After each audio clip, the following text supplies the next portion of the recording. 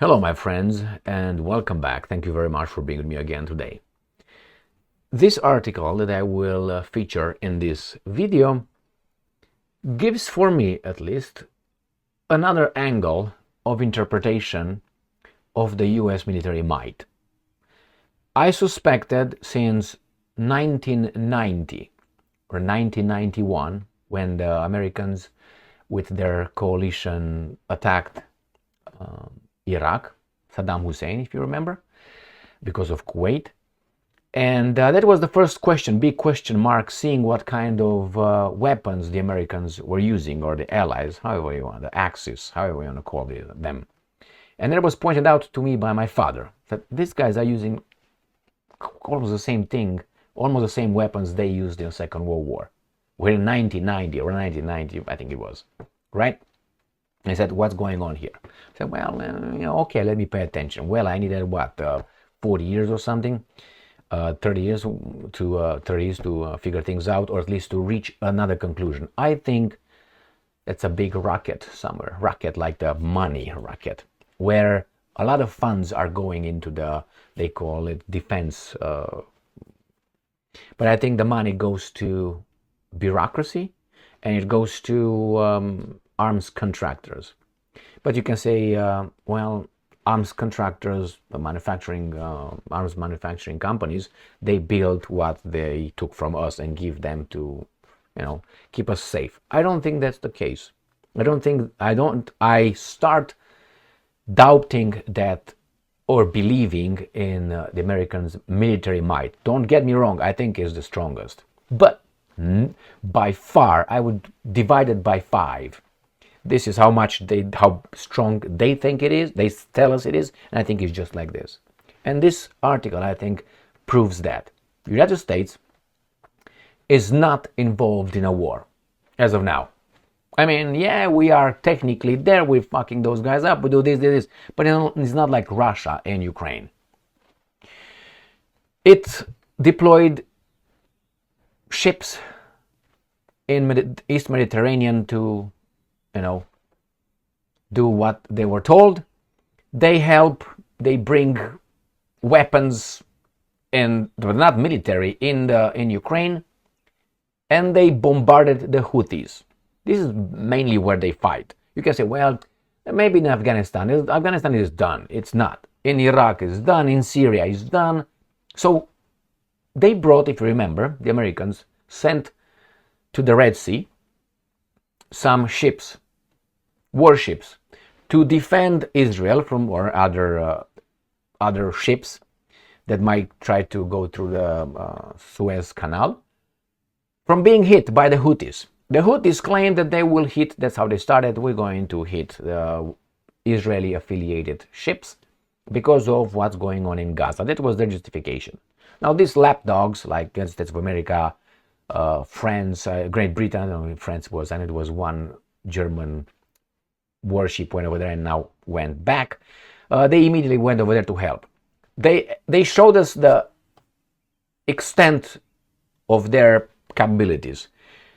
East Mediterranean, Houthis, I'm going to have a map, Houthis in the Red Sea, and that's it. You can say, well, where else in Ukraine? That's a different story. And I'm going to show you with this article that they can't contain the Houthis, they being the Americans. Now, if you fight someone and you are winning, right, Houthis, United States of America, if you're winning, you expect that the guys that you're beating to contract, to limit, to their attacks, to be not to expand. If your enemy expands, that tells me at least that you're not winning. Why? You don't want to? Let me show you. Here is the article coming from Sputnik. Houthis ready to attack Israeli-linked ships in Mediterranean Sea. So not only in the Red Sea or in the area over there, but in the Mediterranean Sea. Let's look over the map. Here's the map of the Middle East, that's why they say. The Houthis are located here in Yemen. This is Yemen. In half of it, the western part is the Houthis, the bad dudes here, okay? So the Americans brought their navy here and some other weasel Europeans right here in this area to protect if the Yemenis try to send anything to Israel right here or destroy any military or any Israeli linked vessels. Now, not only that the Yemenis or the Houthis are operating in this area, they also now say they will hit here, right here, the Mediterranean Sea, where the Americans have ships right here. So is the American military, or Navy in this case, how you want to call it, military, not the army, the military overall, already overextended? Remember, from Yemen, now these guys are going to hit here, so they're expanding. What's going to be next? They're going to hit London or something? Because you know why? At least it begs the question. Remember when the Romans, one of the reasons why Rome not collapsed, got in trouble, it was an expansion. Too fast, too big, and too much diversity. Right? Besides, I think one of the biggest thing was something else, was an ideology of the poor having resentment against the rich, and therefore that picked up very quick in those people's heart, and they found salvation somewhere else. Anyway, that's a different story. So United States, is this all? You can say, well, they have deployed by Taiwan and they have all that and all that. I don't think they're... These are the Houthis.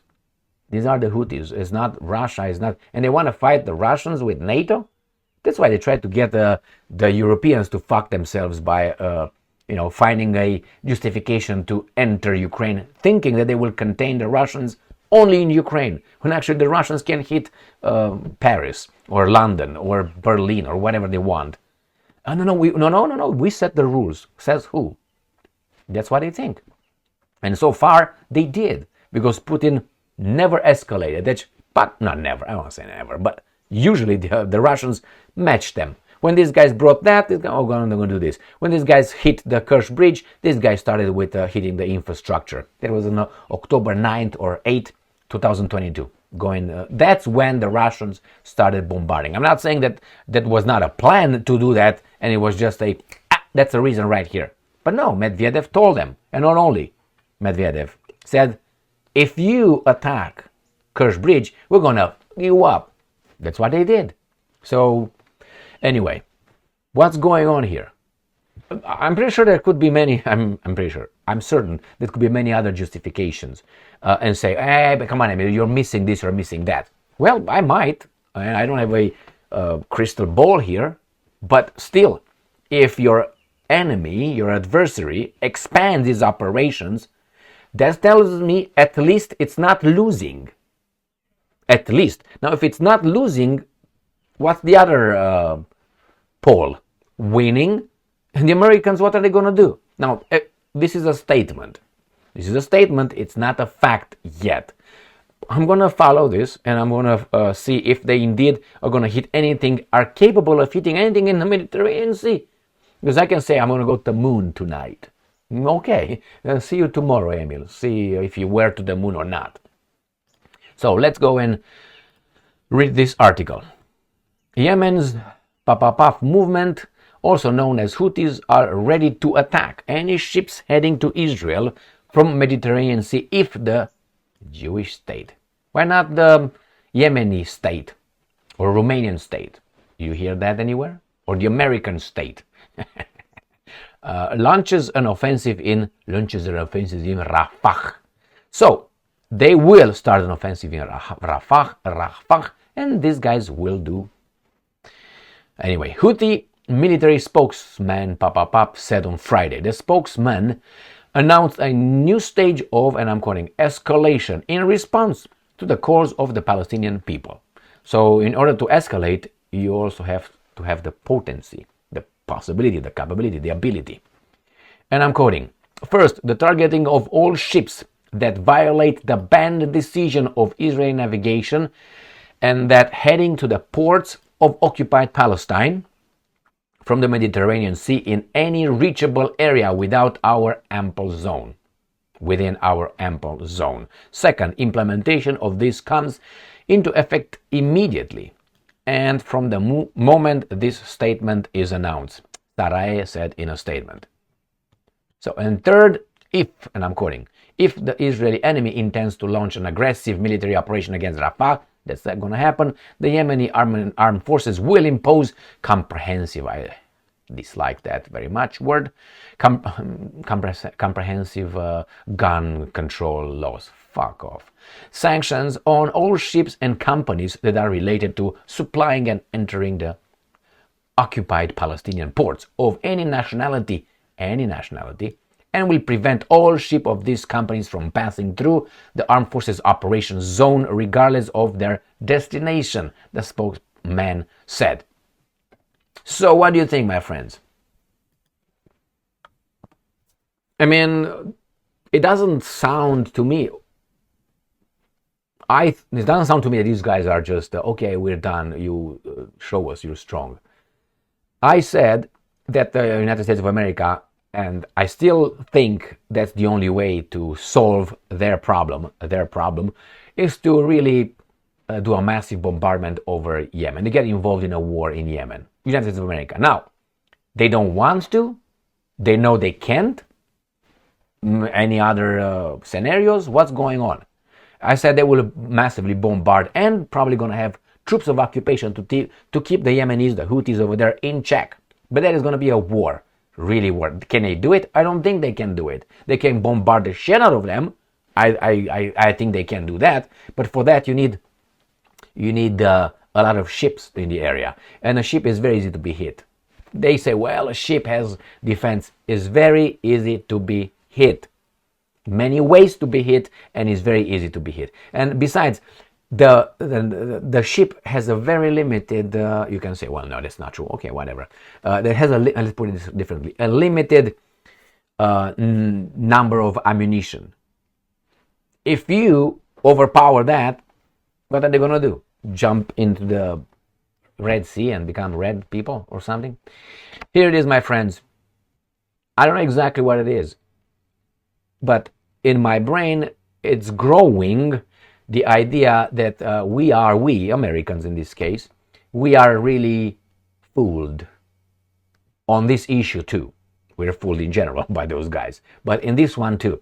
I don't think these guys really have the might they're talking about. Why? They said, well, we can't send Ukraine because our stocks are depleted of ammunition or whatever.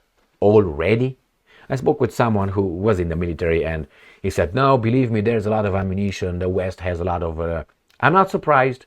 No, I'm not surprised. I'm not convinced. That's the word. I'm not convinced. I'm telling you why. Remember when Trump told Stoltenberg and the countries, you're offenders, guys, here. You don't pay out. I said, yeah, what do you think Germany... in his statements, Germany's economy grows and has a high pace of whatever. It's because they don't invest in military. They don't give us the money. They don't pay out in NATO. But we do. So a lot of our money goes into defense to defend them, but they don't. So the money that they should put in their defenses, they put in their roads, infrastructure, and so on, according to Trump. I'm just paraphrasing it. So he had a point over there. It's like, if you have us defending you, which is actually occupying you, and you don't put money over there, you put the money, your revenue, in something else. I don't know, in school, in vacations, in whatever, different standard of living.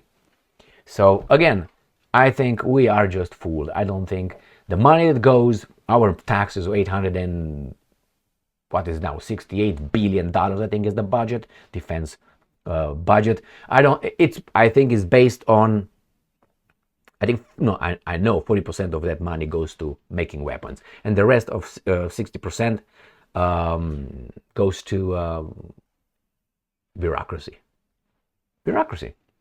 And I don't think these guys are even trained or have the big, we'll see. We'll find out with time. I'm just throwing that out there. Thank you very much for being with me again today. Stay strong, stay smart, look for the truth, and be just.